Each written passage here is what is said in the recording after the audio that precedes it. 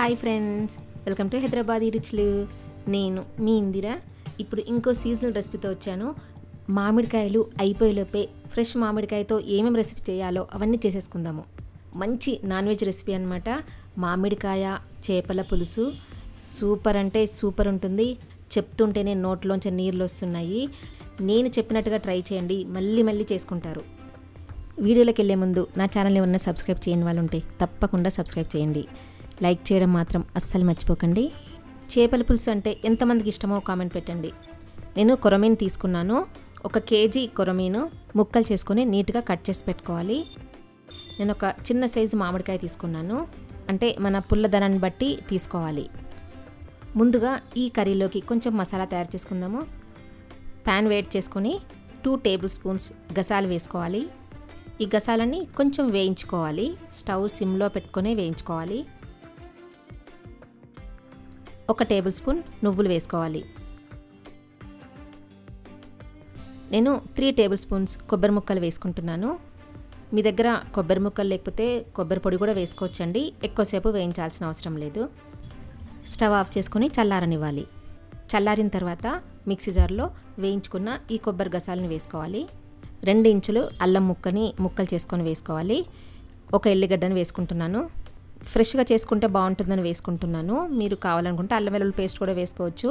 కొన్ని వాటర్ పోసుకుంటూ మెత్తగా పేస్ట్ చేసి పెట్టుకోవాలి. ప్యాన్ వేడెక్కిన తర్వాత 3 టేబుల్ స్పూన్స్ ఆయిల్ వేసుకోవాలి. నేను ఇక్కడ wholesome wood press sunflower oil వాడుతున్నాను. ఆయిల్ వేడెక్కిన తర్వాత 1/2 టీ స్పూన్ ఆవాలు, 1/2 టీ స్పూన్ జీలకర్ర వేసుకోవాలి.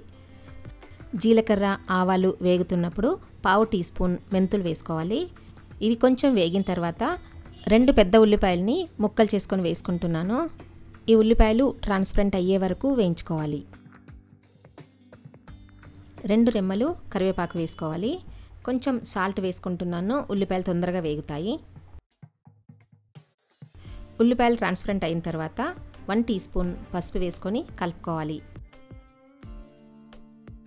ఇప్పుడు దీంట్లో మనం కొబ్బరి గసాలు పేస్ట్ చేసి పెట్టుకున్నాం కదా, ఆ పేస్ట్ని వేసుకొని మంచిగా వేయించుకోవాలి. ఆయిల్ పైకి తేలే వరకు వేయించుకోవాలి. స్టవ్ మాత్రం సిమ్లోనే పెట్టుకొని వేయించుకోవాలి. కొంచెం సేపు మూత పెట్టుకుందాము. ఆయిల్లో మంచిగా వేగిన తర్వాత కారం మన టేస్ట్ని బట్టి వేసుకోవచ్చు. అంటే మనం ఎక్కువ తినేవాళ్ళు కొంచెం ఎక్కువ వేసుకోవచ్చు. ఆయిల్లో కారం వేయడం వల్ల మంచి కలర్ వస్తుంది, అందుకే నేను ఆయిల్లో వేస్తున్నాను.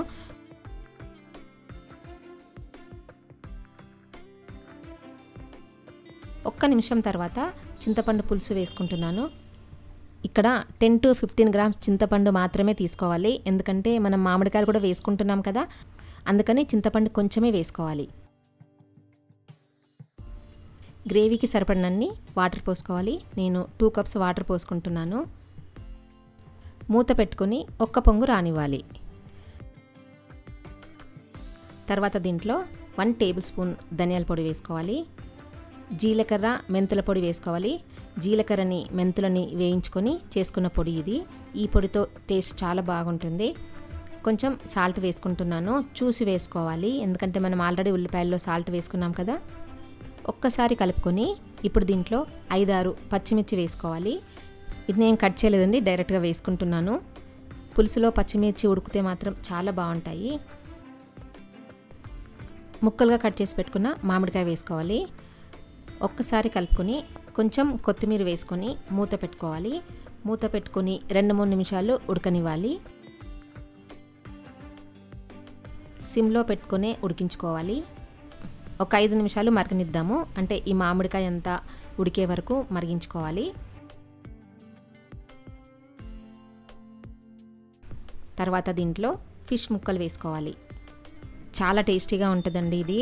ఎందుకంటే మనం కుండలో కూడా చేసుకుంటున్నాం కదా, చాలా అంటే చాలా టేస్టీగా ఉంటుంది. ఒకసారి బాగా కలుపుకోవాలి. ఎందుకంటే ఈ ఫిష్ ముక్కలకంతా ఉప్పు కారం పట్టాలి కదా.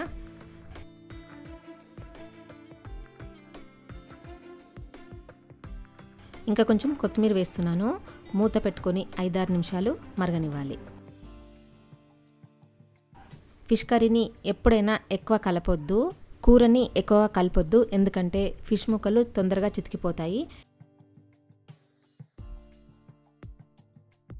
కలపాలి అనుకుంటే ఇలా బౌల్ని పట్టుకొని కదపండి, అంతేగాని ముక్కల్ని మాత్రం ఎక్కువగా కలపొద్దు. కర్రీ కొంచెం చిక్కబడిన తర్వాత స్టవ్ ఆఫ్ చేసుకోవాలి. అంతే, అసలు చూస్తుంటేనే తినాలనిపిస్తుంది కదా.